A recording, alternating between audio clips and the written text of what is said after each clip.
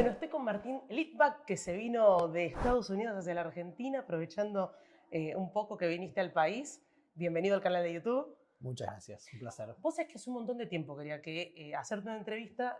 Tratamos varias veces para coordinar en el programa porque te conocí con Juli Terrés cuando hacíamos Derribando Mitos y se puso, bueno, ahora muy en auge, te vi a través de Twitter con el tema Colapinto. Les cuento que Martín es abogado especialista en patrimonio, en todo lo que es, bueno, un poco adecuar o ayudar a las personas a que puedan manejar todo lo que es el patrimonio. ¿De qué consta un abogado especialista en patrimonio?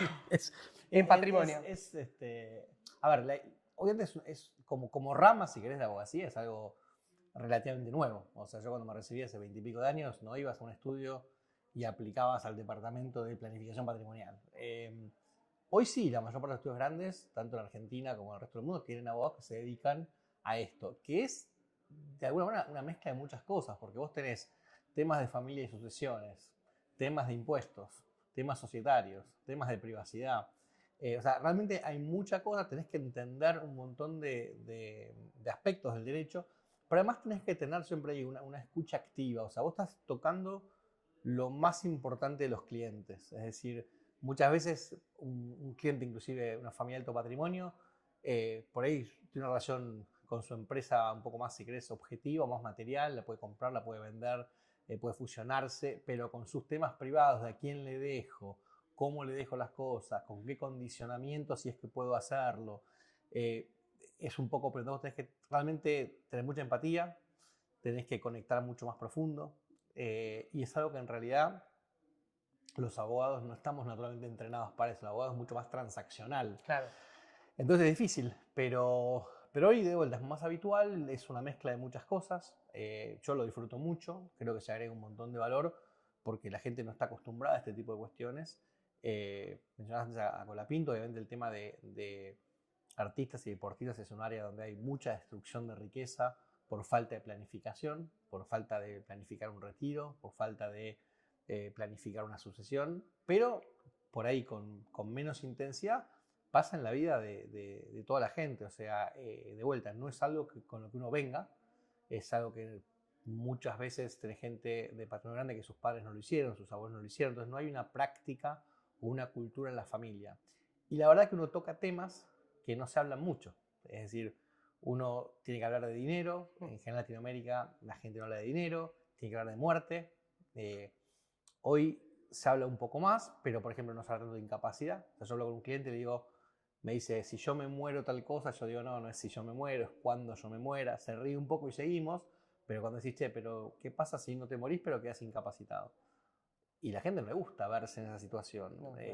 Que puede pasar o puede no pasar, pero la realidad es que hoy la gente vive mucho más, por suerte, pero eso también implica que uno, y te digo más, ni siquiera es un tema de incapacidad, por eso es un tema de vulnerabilidad. O sea, por ahí no sos incapaz, pero sos vulnerable.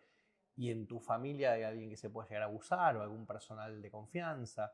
Entonces, hay mucho para planificar. Uno tiene que empezar a pensar, básicamente es, tengo un patrimonio, ese patrimonio obviamente está sujeto a impuestos, está sujeto a ataques de parte de terceros, está sujeto a mi fallecimiento, mi incapacidad.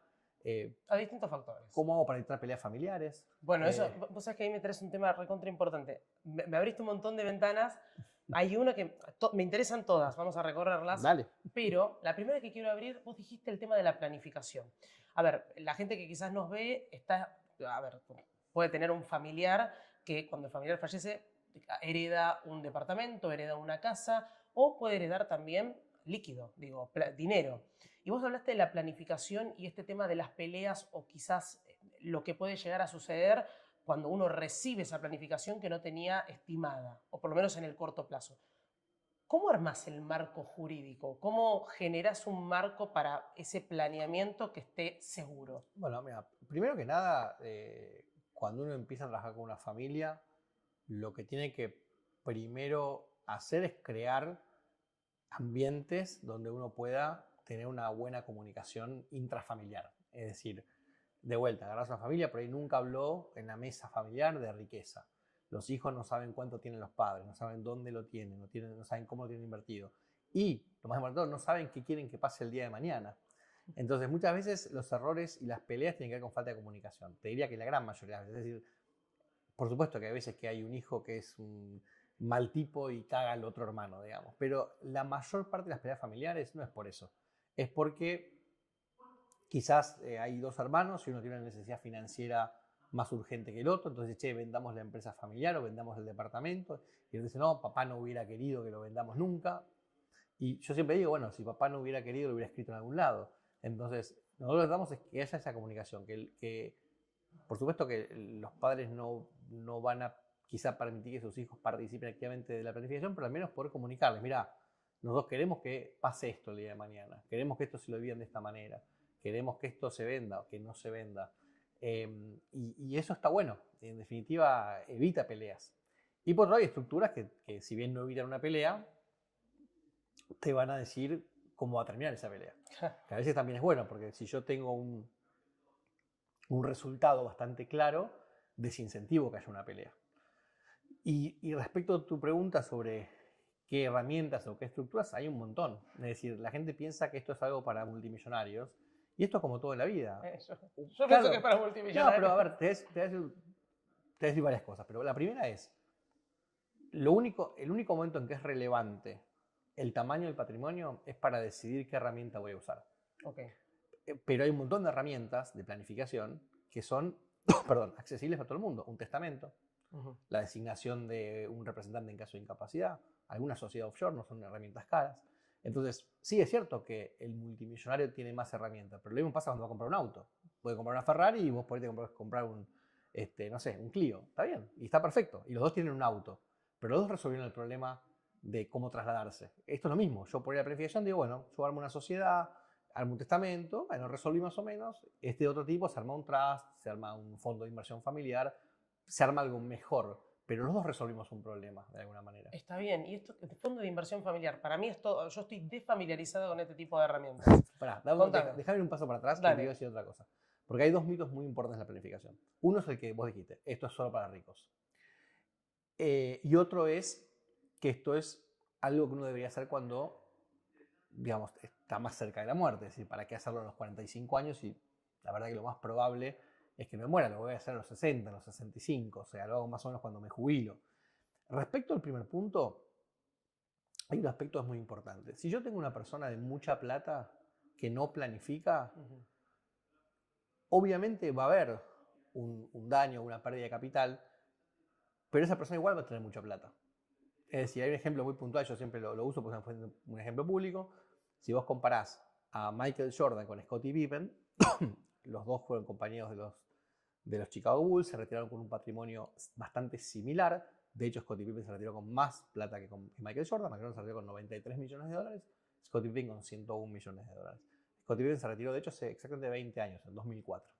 Ahora, olvidémonos de Michael Jordan por un segundo, que hizo una carrera espectacular, tenía las regalías de Nike, todos vimos la película. Hoy es el deportista que más plata tiene en toda la historia del deporte. Saquémoslo en cortado. Vamos a Scottie Pippen un segundo.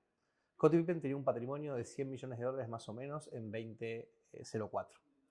Cualquier persona que maneja dinero te va a decir, más o menos cada 10 años vos duplicás el patrimonio. Más o menos. Puede ser menos, depende de los riesgos que tomes, pero digamos, hoy esa persona, habiendo invertido la plata sin mucho riesgo, tendría que tener un patrimonio mínimamente de 200 millones y te diría más también. Pero pongamos 200 millones. Bien, riesgo bien leve. Riesgo prácticamente nulo. 200 millones. Genial. ¿Cuánto tiene? 20. ¿Por qué? Porque lo estafó su asesor financiero, pues hizo malas inversiones, se compró un avión que nunca arrancó, un montón de cosas. Ahora, yo te pregunto, ¿tiene 20 millones? ¿Es rico o no es rico? Y es rico. Sí. Es rico. Entonces, fíjate que cometió un montón de errores, era millonario, sigue siendo millonario. Vos lo ves hoy, qué auto maneja, dónde sale, cómo se mueve, es un tipo millonario. Si vos no supieras lo que perdió, quizá no te hubieras dado cuenta. Ahora, si esos mismos errores lo comete un tipo con 3 o 4 millones, puede dejar de ser millonario para ser clase media o incluso ser pobre, puede quebrar. Entonces, en realidad es mucho más importante con un patrimonio medio planificar y protegerlo que con un super patrimonio. Claro, porque tenés mucho más margen, pasar de 200 a 20. Tenés más margen. Claro. Y el otro tema, que es la edad, te lo explico de esta manera, y esto es importante porque pasa mucho. La gente dice, no, ¿yo para qué ahora? Si yo realmente... es cierto, si yo comparo una persona de 70 años con una de 40, La persona de 70 años tiene un riesgo mucho más grande de fallecer en los próximos 5 años que la de 40. Eso es cierto. Pero cuando uno analiza riesgos, analiza dos cuestiones. La posibilidad de que ese riesgo se dé, y de vuelta el de 70 es mucho más claro, pero después el segundo componente del análisis de riesgo es la magnitud del daño. Entonces, vamos a suponer que el de 70 se muere a los 73, sin planificar. No planificó nada, tiene un patrimonio desordenado. ¿Pero qué deja? Y bueno, deja 2 hijos que están por los 50 años. Más o menos se las van a poder arreglar. No necesitan un representante de menores o de incapaces. Van a ganar con su plata, porque alguno maneja mejor o peor, pero son 2 adultos. Ahora, el de 40, supongamos que se muere a los 43. Y por ahí dejó una hija de 7, un hijo de 9. Esos chicos no solo no saben cómo, sino que legalmente no van a poder manejar la plata. Va a haber un representante, la va a manejar hasta los 18 años. Ellos van a tener los 18 años, que no es la mejor edad para tener plata porque no sabes qué puede pasar. Entonces, es mucho más importante para una persona de 40 y pico planificar y ver quién va a manejar ese dinero, cómo se lo dejo a mis hijos, poder dejar de alguna manera financiar la universidad, la salud. O sea, eso es planificación patrimonial. Y ahora, vos, me voy a este punto porque es fundamental. Imagínate que con 40 años uno tiene una casa, distintos patrimonios, no sé, por decirte, $50.000, yo lo administro, te llamo, o llamo a un abogado especializado. ¿Qué pasa si mi patrimonio disminuye? ¿Hay algo, una situación puntual? ¿Eso se va adaptando a las reglas? ¿Cómo funciona? Bueno, a ver, cada estructura tiene distintas características. Si yo pongo todo en una sociedad, tengo menos flexibilidad que si hago un traje, una especie de fideicomiso, donde yo puedo poner un montón de reglas y puedo evitar que se distribuya hasta que tengan, no sé, 25 años los chicos, entonces lo voy invirtiendo.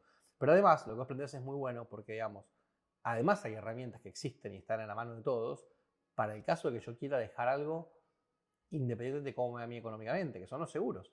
Es decir, si yo pienso y digo, me gustaría a mis hijos dejarles $5 millones, pero yo tengo 1. La única forma que puedo dejar 5 es pagando un seguro. Claro.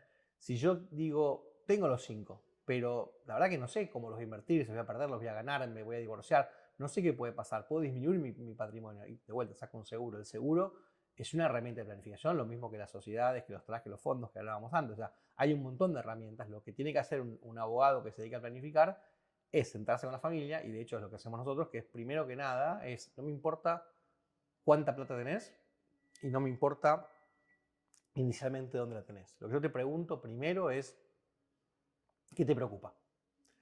A algunos les preocupa la vejez, a otros les preocupa el retiro, a otros les preocupa la privacidad, a otros les preocupa un posible divorcio, che, nos llevamos mal con mi mujer todo el tiempo, en algún momento va a pasar. A uno les preocupa un hijo o un beneficiario vulnerable porque es menor o porque tiene alguna adicción o porque está casado de una manera que no le gusta mucho. Problema de salud, un juicio, una quiebra. O sea, dependiendo de lo que a mí me preocupa, es lo que yo puedo armar. Yo no puedo armar lo mismo para 2 familias donde en un caso la preocupación es impositiva y en otro caso es sucesoria, por ejemplo. Son 2 preocupaciones distintas que ameritan 2 instrumentos distintos. Escenarios distintos además. Puede ser, como vos decís, también la salud. Dijiste la palabra offshore. Acá no se puede. No se puede, pero bueno, pará, explícame un poco, porque hablaste de tema tabú. Acá en Latinoamérica, puntualmente en la Argentina, hablar de cuánto uno gana. Me acuerdo, puntual, una amiga me dijo, me da vergüenza, hace un año, me da vergüenza contarle a la gente que me voy a Nueva York. Le digo, ¿por qué te da vergüenza? Y lógicamente, a ver, hay una cuestión lógica que tenés, un porcentaje de pobreza muy alto, un país que está en plena crisis, pero como vos bien decís, pasa en toda la región. Contanos por qué el dinero debería dejar de ser tabú y después te voy a preguntar con el tema offshore. A ver, yo te lo agarré. ¿Por qué es tabú? O sea, yo no termino de entender por qué es tabú. O sea, yo creo que la única razón por la cual acá la gente evita hablar de dinero, y no creo que sea porque otros no tienen, creo que nosotros cometemos el error de pensar realmente que lo que ganamos es lo que valemos. Entonces yo te digo, gano tanto, estoy reconociendo que valgo tanto.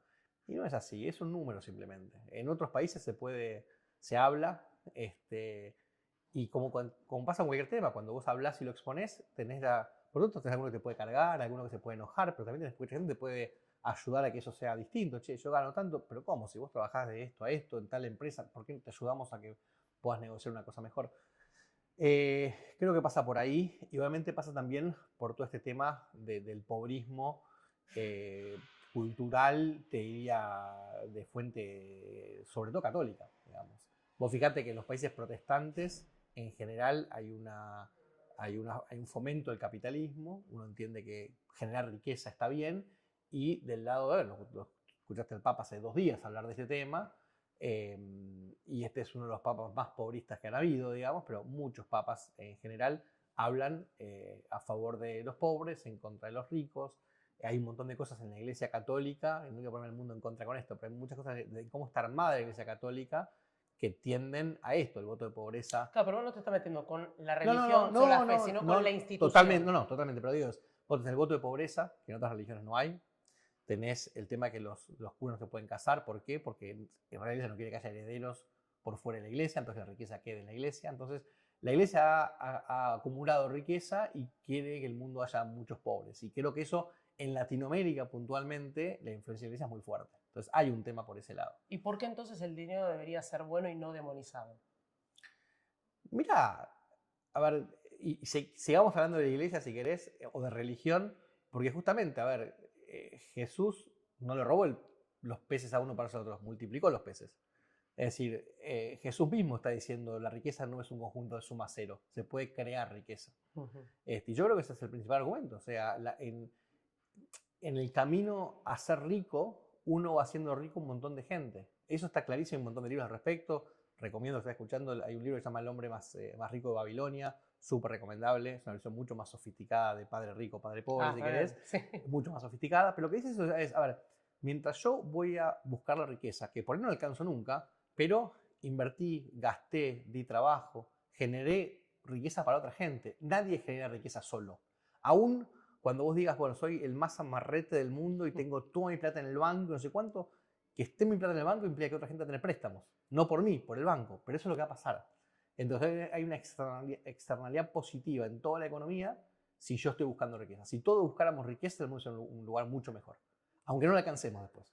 Ahora, el tema de los instrumentos. A mí me queda claro, yo coincido con vos esta cuestión de esta demonización del rico. Digo, es una cadena, pero tipo, invierten, ponen una empresa, le dan trabajo a las familias. A ver, si la empresa le va bien, tiene que ser un trabajo de mejor calidad. Digo, en eso coincido perfectamente. Ahora, muchos nos preguntamos también por, bueno, conozco un poco la respuesta, pero el tema de lo que es lo offshore, ¿no? Acá está muy mal visto, o sea, cada vez que uno habla entiende como una especie de agujero negro. Sí. ¿Qué es puntualmente? A ver, y te digo la verdad, es menos que antes. O sea, había muchos prejuicios de 10, 15 años que ahora. En ese sentido creo que la cosa mejoró un poco. Pero a ver, ¿por qué hay una demonización del offshore? Porque se la asocia con gente de plata. O sea, es el mismo prejuicio. Es el mismo prejuicio. Ahora, la realidad es que vos en Latinoamérica en general, Argentina es un caso casi extremo, más allá que ahora estamos en una suerte de veranito en este tipo de cuestiones, pero digamos, la dialéctica latinoamericana siempre fue en contra de estas cosas, y estamos hablando de países que en general tienen una alta voracidad fiscal, combinada con una muy baja seguridad jurídica. Es decir, el Estado no me brinda seguridad jurídica para hacer mi negocio y crecer, pero al mismo tiempo me exige que pague un montón de impuestos. No tiene mucho sentido. Hay países que tienen mucha voracidad fiscal, pero que nos dan un marco jurídico para crecer. Por ejemplo, los países europeos. Por eso es mucho más fácil vivir en Suecia o en Alemania con tasas mucho más altas que en Argentina o en Bolivia o en Colombia. Entonces, es natural que cuando a mí me ataquen, yo me defienda. Entonces, así como en un momento cuando en Argentina estaba penalizado el divorcio, las parejas se iban a casar a Uruguay, si está penalizada la riqueza, yo la prefiero tener afuera. Y es algo natural. Normalmente, ¿en qué país está más a riesgo el activo que uno tiene? En el que uno vive. En el que uno vive, sí. Entonces, es simple. Entonces, si yo me viene a atacar a alguien, sea un acreedor, sea un empleado, sea la AFIP y demás, yo prefiero tener mi plata afuera. Claro, por eso es lo que vos decís, puntualmente la Argentina. Bueno, pero pasa. El incentivo es a... La semana pasada estuve en España y vos lo escuchás a Sánchez hablar y los españoles te dicen, che, nosotros tenemos el patrimonio en España, la mayoría, el 80% es real estate en España, y la gente empieza hace ya 3, 4 años y che, y si saco una para Estados Unidos, y no estamos hablando acá de no declarar, porque a ver, son dos cosas distintas. El declarar o no declarar es un tema ético de cada uno, yo no me pienso meter en eso, ni estoy a favor ni en contra, punto, eso es un tema de cada uno. Es como que uno pregunte, che, este pasa la luz en rojo, bueno, él sabrá lo que hace, está, claro. Digamos, el que primero asume el peligro es el que está pasando en rojo. Entonces, si alguien quiere declarar o no, es su tema. Lo que yo digo es, primero, es falso que las sociedades offshore son ilegales, acá en Argentina y en todo el mundo son 100% legales. Sí, paraíso fiscal. Pero es legal. Yo puedo tener una sociedad en BVI, en Panamá, donde yo sin ningún problema. Tengo, por supuesto, la decisión de declararla. Después cada uno hará lo que hace. Pero digamos, no es ilegal tener una sociedad, no pago menos impuestos por tener una sociedad. En general lo que tengo es, accedo a un país con una seguridad jurídica mucho más fuerte, que me da previsibilidad, me asegura que ese activo que tengo no va a ser confiscado, que no me van a poner un corralito, que no me van a poner un cepo, que no me van a hacer un plan Bonex, y que cuando yo me muera se va a vivir de determinada manera. Entonces yo me aseguro todo eso, que acá no podría asegurarme. Entonces, acá es un poco de huevo gallina. El Estado argentino se puede quejar de que yo tengo una compañía offshore. Y yo me puedo quejar que el Estado argentino no me deja tener una compañía, una sociedad en Argentina que tenga ese nivel de seguridad. Sí, aunque no genere los incentivos para que uno diga, lo pienso a largo plazo. A ver, yo digo esto, Argentina defaulteó su deuda pública, por lo menos, porque hay gente que dice más, pero por lo menos 9 veces. Es el país que más tiempo estuvo en default desde la Segunda Guerra Mundial y 5 veces se quedó con los ahorros de la gente. Imagínate que si se quedó 5 veces, ¿cuántas veces habrá propuesto esto? Porque algunas veces habrán dicho, che, no, es mucho, no lo hagamos. O sea... Si se hizo 5 veces, se pensó por lo menos 15. Exacto, ese es el punto. Entonces, ¿y voy a dejar mi plata acá? Hoy mismo la gente dice blanqueo. Y la gente dice, yo la pongo un día, pero la saco al día siguiente. Ni por sueño la voy a dejar acá. Y hay gente que está contenta con el digamos, gobierno que hay hoy y viene a blanquear y viene a traer plata, pero sigue sin confiar en Argentina. Hasta que Argentina no mejore la seguridad jurídica. Ahí yo te escuché la otra vez decir respecto al blanqueo, bueno, haces una comparación sobre los contextos en los cuales se había hecho el de Macri, que también a nivel regional había como una especie de cascada de blanqueos y que lógicamente uno va a recaudar muchísimo menos. Pero también, más allá del blanqueo, ¿no? Porque ya se conocieron las cifras, cuánto más o menos se está recaudando. Vos hablaste sobre la reforma tributaria, que eso tiene que estar acompañado. Correcto. ¿Por qué y qué opinás de lo que pasó ahora, puntualmente lo que se dictó en el paquete? Mira, es un poco lo que te decía antes. A ver, Argentina tiene un problema de voracidad fiscal y tiene un problema de falta de seguridad jurídica. En general, para que la gente lo entienda y es bien básico, normalmente uno debería ver las tasas de impuestos como el precio que uno está dispuesto a pagar por vivir en un país. Uh-huh. Entonces, un país con más seguridad jurídica, menos crimen, más servicios públicos y demás, puede darse el lujo de cobrar un impuesto más alto y la gente lo va a pagar de cualquier manera. Por eso la gente se va a ir a Estados Unidos y dice, che, impuestos altos, sí, pero te vuelven. Claro, la contraprestación es... Y no solo te vuelven en contraprestación, te vuelven también en libertad. En libertad en serio, digamos. En libertad para poner tu negocio en 24 horas. Eso es libertad. Acá hay mucha tranca. De hecho, estamos haciendo un blanqueo en pleno cepo. Es muy raro, digamos. Es como, mira, te invito a comer, te hago una comida divina, pero no puedes salir. Entonces, es como raro. Entonces, creo que la Argentina tiene que trabajar en eso, en las dos cosas. En bajar los impuestos. Ahí es una reforma integral donde se eliminen impuestos que no tienen ningún sentido, como ingresos brutos, bienes personales, todo ese tipo de cuestiones, que distorsionan, no generan incentivos adecuados y demás, porque de vuelta, de otra forma, los impuestos son incentivos para hacer cosas. Si yo tengo un impuesto al patrimonio, lo que estoy desincentivando es el ahorro, la competitividad, el crecimiento, y de último los salarios que la gente cobra todos los días. Pues otras ganancias, entonces, son un mal necesario. Yo cuando gasto o cuando gano, son momentos que estoy mostrando una capacidad contributiva determinada. Tener impuestos en esos momentos es mucho menos nocivo que, de vuelta, el patrimonio o las transacciones, el impuesto al cheque, por ejemplo. Súper nocivo. Súper nocivo. Súper nocivo. Bueno, pero por ahí están los impuestos indirectos. Acá me traes un tema importante que es para desarrollar mucho más. Yo no sé si te mato con la pregunta, pero claro, nosotros tenemos muy fuerte lo que es arraigado del federalismo fiscal, que esto es para hablar en otro lado. Pero Brasil también, o si te pones a pensar México, digo, estamos en un problema, porque si Nación dicta una ley, se tienen que adherir las provincias. El problema que vos tenés es que tenés un país federal manejado de manera unitaria. Digamos, en Argentina hay una contradicción, digamos, porque no, federalismo hay en Suiza, hay en España y en Estados Unidos, no hay en Argentina. O sea, el gran problema de Argentina, y eso, como si vos da para un programa entero, es la coparticipación. O sea, vos estás bancando provincias que tienen un déficit gigantesco con otras provincias que no tienen ningún tipo de sentido. Y de hecho, si vos te fijás, mucha gente, ese gráfico que andan dando vueltas por Twitter y demás, que donde vos pones el crecimiento del país y después del 45 lo pones para abajo, porque de hecho es lo que pasó. Y hay gente que te dice, mira, acá es donde surgió el peronismo. A veces dice, mira, acá es el voto femenino. Pero lo que yo voy es, si vos te fijas bien, la decadencia de Argentina empieza antes del peronismo. O sea, empieza en la década del 30, en realidad, 32, 35, donde tenés un fenómeno muy importante que es justamente la ley de coparticipación. Argentina, sin la ley de coparticipación, llegó a estar en los primeros lugares del mundo. Después, no. Por supuesto que existe la multicausalidad y no es solamente una cosa. Lógico, y además, pero claramente, ponemos de una manera light, claramente esa ley no ayudó. No, pero además fue un mecanismo para poder en su momento ayudar después de lo que fue la Gran Depresión, pero como puede ser la Argentina, de poner impuestos o poner sistemas tributarios o de asignaciones que han quedado y se han perpetuado. Bueno, Argentina es el país de los impuestos temporarios, digamos. Sí. Este es un tema también que... Es una gran pregunta lo que va a pasar con el impuesto país. No pregunta por Yo qué creo no se que el impuesto país va a finalizar porque finaliza y no hay votos de ninguna manera para renovarlo. Pero lo va a reemplazar con otra cosa, digamos. No creo que baje la presión tributaria.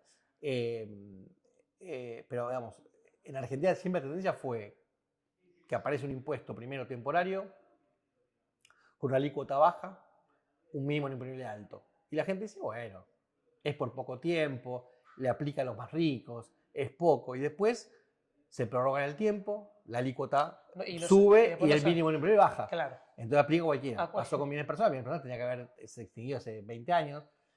Pasó con el impuesto a ganancias, de hecho también. Pasó con el IVA, el impuesto al cheque. Bueno, el IVA valía 13 y algo, ha valido distintos, ha 13 tenido distintos algo, valores. 15, estuvo mucho tiempo con 18. Con 18 y después terminó... Y ahora está en 21 y nunca sabes qué puede pasar, digamos, en definitiva. Espera, te saco del tema tributario, lógicamente, porque te digo, es para un... Pero quiero volver al patrimonio porque en un momento dijiste la adquisición, cuando yo te dije, mira, para mí esto es para gente rica. Vos dijiste, no, bueno, hay gente que puede tener un avión.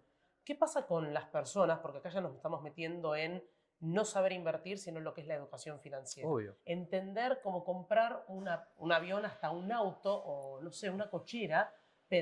Cochera no, pero digo algo que un bien que a vos te genere un costo pensando que eso va a ser una inversión.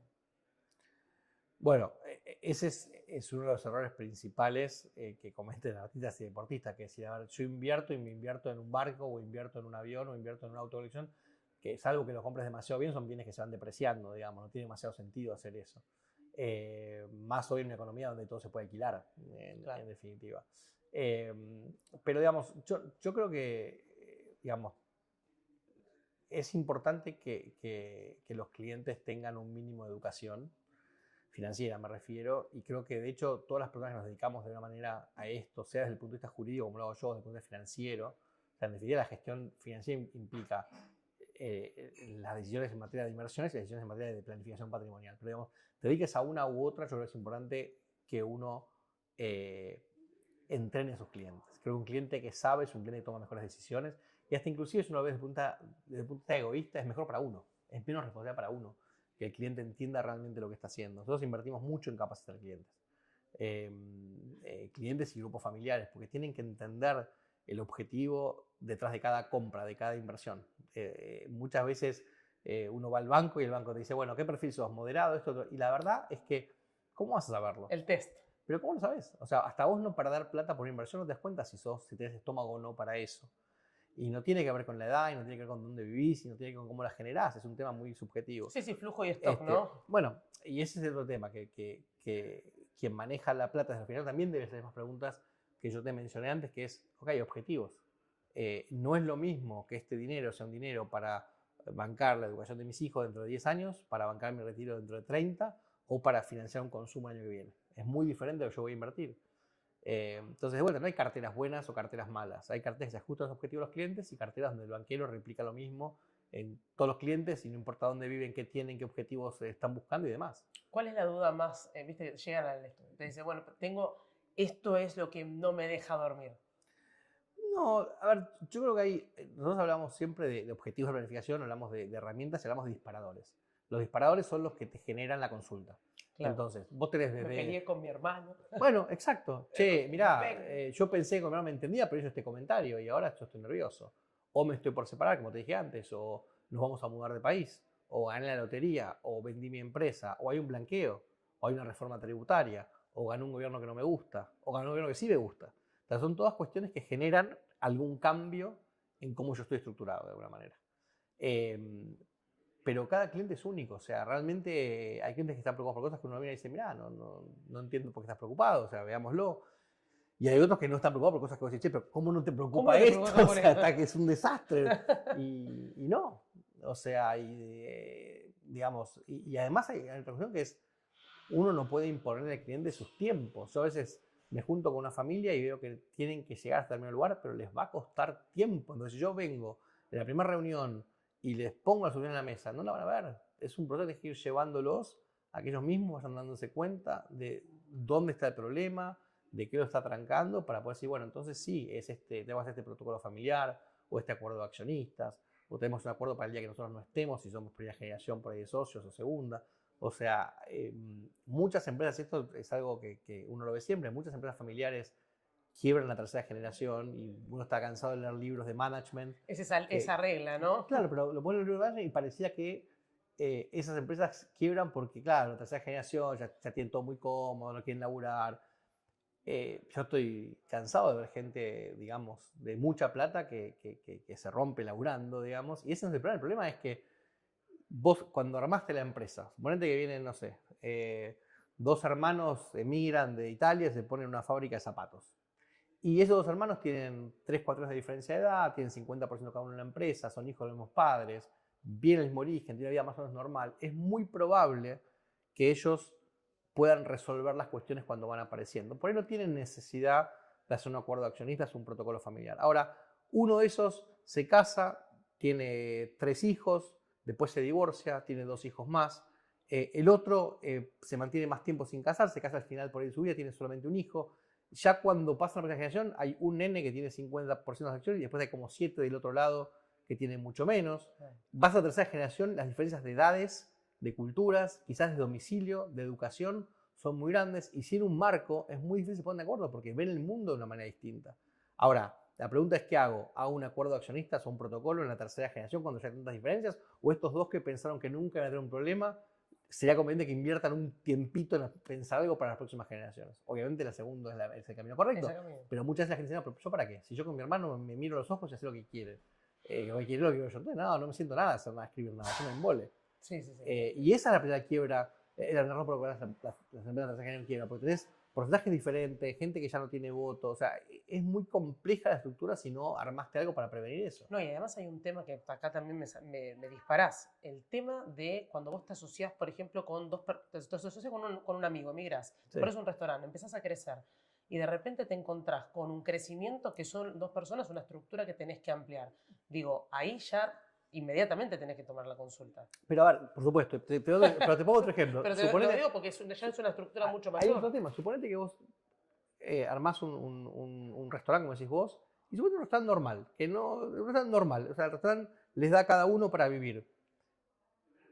Pero uno de los socios vive con mucha más plata, y además la mujer gasta mucha plata, y el otro no. Entonces, de decir, che, expandamos no. ¿Por qué? Y pues yo necesito más plata, pero yo no quiero expandirme, yo estoy bien así como estoy.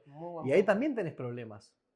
¿Y eso cómo lo solucionas si vos tuvieses que asesorar? Mirá, en general, uno que trata de ver es si esta sociedad con este negocio necesita expandirse o no, pues por ahí este señor necesita hacer otro negocio por otro lado, sin molestar al otro, digamos, en definitiva. O sea, siempre hay soluciones, pero tenés que hablarlas. Muchas veces eso no se habla, vas acumulando, che, yo necesito retirar este mes 10.000, no, pero no hay 10.000. Bueno, yo necesito retirar 10.000 y otro va a decir, pero yo quiero reinvertir. ¿Por qué te vas a retirar todo? Porque mi mujer se quiere comprar Louis Vuitton en una cartera, entonces te tenés que sacar. O mi marido, no importa. Sí, pero acá el punto es, si tenemos hábitos de consumo diferentes entre socios, es un problema. De hecho, hay 2 decisiones en la vida que son muy importantes financieramente, que no son financieras. Uno es con quién te asocias y otro es con quién te casás. Es fundamental desde lo financiero. Son sociedades. Desde totalmente. ese punto de vista son sociedades. Pero digamos, si vos te casás con una persona con la cual no compartís este enfoque, o tenés un socio con el cual no compartís, es muy complicado ser exitoso. Coincido al 100 y de hecho la otra vez publicamos, viste, con Julieta Terrés, revivimos un video sobre la fórmula que uno tenía con las distintas parejas y la gente comentaba abajo, viste, no, porque yo lo quiero hacer así y yo hacer así, pero en realidad no hay una fórmula ideal. Hay un concepto que es la infidelidad tributaria, la infidelidad financiera. Infidelidad financiera, lo vi la otra vez en un artículo. Es un concepto que es, bueno, yo no le cuento a mi mujer lo que gano, mi mujer no me cuenta lo que gasta, ponele en una familia más tradicional, o al revés, de vuelta, y sí, eso existe, en definitiva. Por último, te quiero preguntar, ¿cuántas consultas tuviste o si las consultas se incrementaron a partir de que ganó este gobierno? No se incrementaron. Yo creo que quizás hubo un cambio en las consultas. Obviamente mucha gente temía un gobierno de masa, entonces había mucha gente más interesada quizás en sacar la plata para afuera o en estructurarse más fuerte afuera.